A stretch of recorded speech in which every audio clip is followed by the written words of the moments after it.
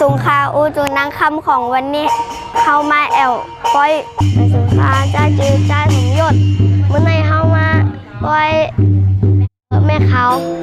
ไม่สงค่ะลุงใจอุดหัวเป่าวันไส้ขาวเวงแต่เคล็กค่ะตั้งภรรยาจือนางไอ้นนปางป้อยเวสันตลานวันเฮ็ดมากูปีเยาค่ะจะเมื่อก่อนจะโจปู่ปันหมอนขนาดหนอเฮาขาเกินปอกขึ้นสุดเฮ็ดหนังหือเจ้าคือเฮาพวกดาเฮาตีเธอเปิ้งใส่ในก็คัดใส่แห้งแท้ใส่จอมก้นหวานก้นขง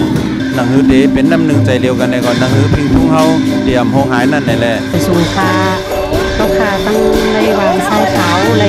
ทุกควันกันมาในก็ลายคำขึ้นเย้าในแหละเมื่อในเป็นวันเหโคดูโคต้านเข้ามาในมาถึงในวัดในว้าเย้านี่แหละเมื่อเร็วนี่ก็เป็นอันเย้ากับเย้าคา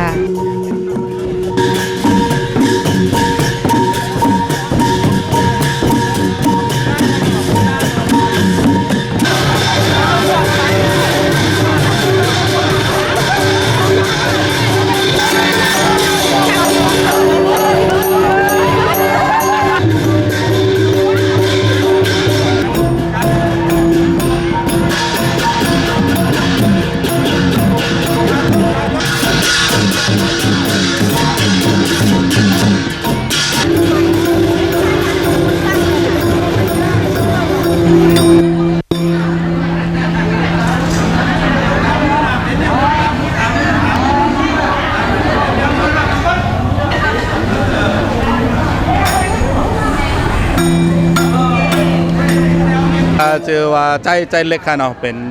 พี่น้องวันแม่ขาววันทรายขาวแต่เล็กค่ะมีนาเตียนพ่อนกาค่ะพ่อนกากูโผกูเมค่ะโผหักเมเปียงค่ะตั้งทำประเพณีในวันแม่ขาวในก็ขอมากันกูโก้ค่ะเนาะใครฝากถึงพี่น้องเขาเนาะดีเพราะเป็นไรในอ่ำใครมันโหมันหายเนาะเป็นใครเป็นเมื่อปันปุ่มปันหมอนถ้าใครเฮ็ดมาเนี่ยแล้วมันใครหงใครหายกันใน2 ปีได้เขาคาเลย